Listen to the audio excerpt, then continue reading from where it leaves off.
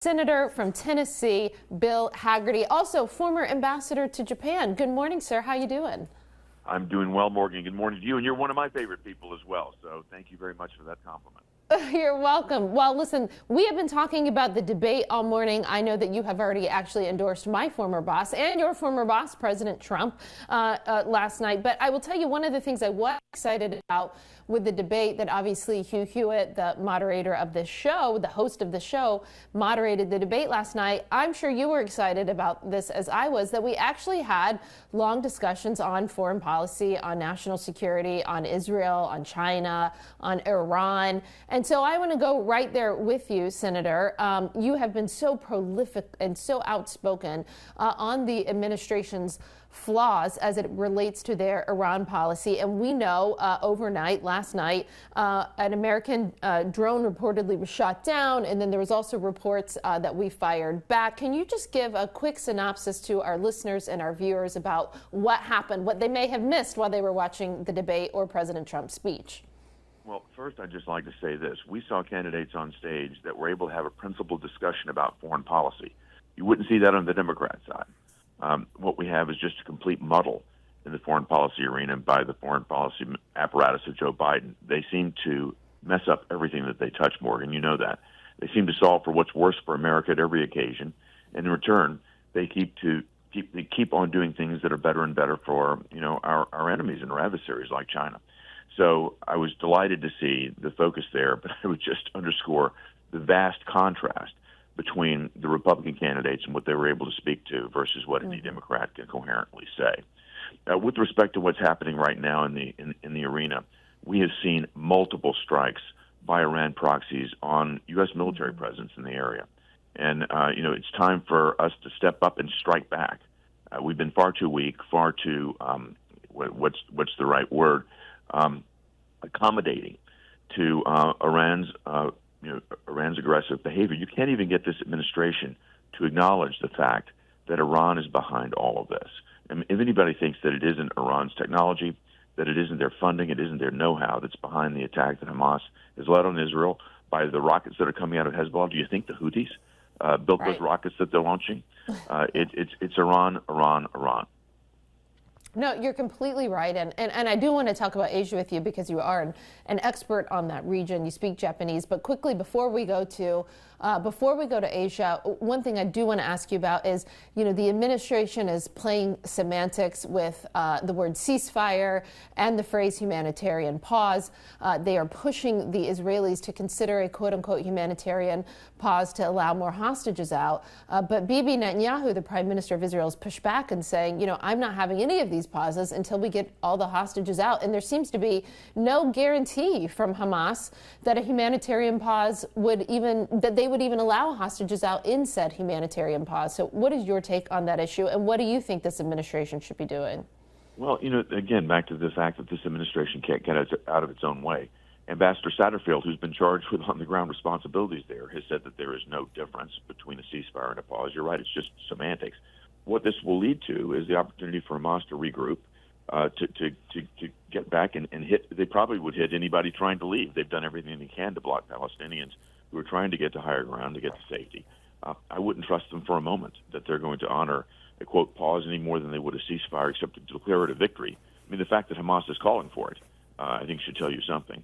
They would just declare it a victory and use it as an opportunity to slaughter more people. The notion that we would send more aid in there, particularly fuel, at a time when we've had aerial photos, showing fuel dumps that Hamas is maintaining, they're not going to use that fuel for humanitarian purposes. They're going to use it for their military weaponry to launch more rockets into Israel. No, you're completely right.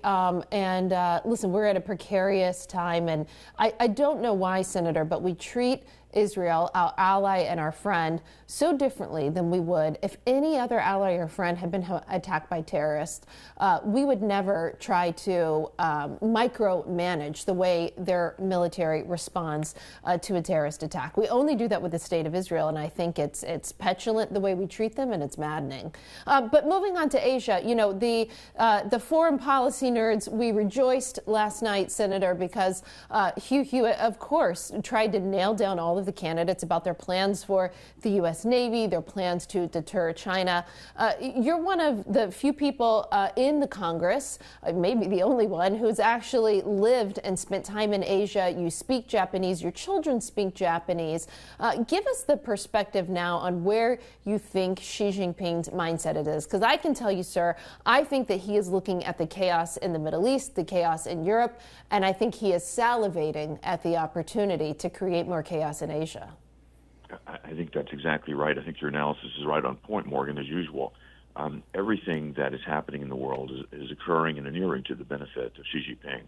If you go back to his meeting with Vladimir Putin at the outset of the Olympics, before Putin invaded Ukraine, you know what happened there. Putin came and asked for his blessing on the attack to Ukraine. Certainly Putin miscalculated. I'm sure he told Xi that it would be up and down in a week's time. Frankly, if Biden had his way, I'll just go back to that.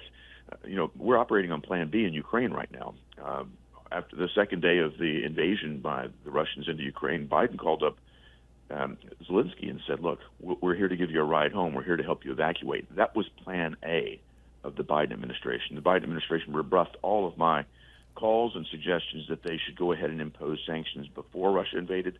They refused to do it. They said it would be escalatory, and then we saw what happened. We're operating on Plan B right now, and I couldn't believe it that we saw Olaf Scholz, the Green Party leader in Germany, actually bring the United States to the fore on that one. But back to Xi Jinping, as you mentioned, he's watching this happen in Ukraine. He's seeing it break out in the Middle East, and as that happens, it's getting America more and more distracted. It's depleting our resources. It's making Taiwan more vulnerable as a result of that. What we've seen with Biden coming into office is a resurgence of activity from North Korea.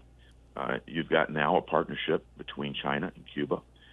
We floated a we've seen Xi Jinping float a fly balloon, I can't say it this morning, over America with no response. And we've seen just a caravan of cabinet members and even Chuck Schumer, the Senate majority leader, go over to basically kiss the ring of Xi Jinping with no response. This is all in an attempt to get a meeting at some point soon between Xi Jinping and Biden to send over 4 cabinet members and the majority leader just to get a photo op between Biden and Xi Jinping before the next election. I think it's just a disgrace, and Xi Jinping is laughing all the way.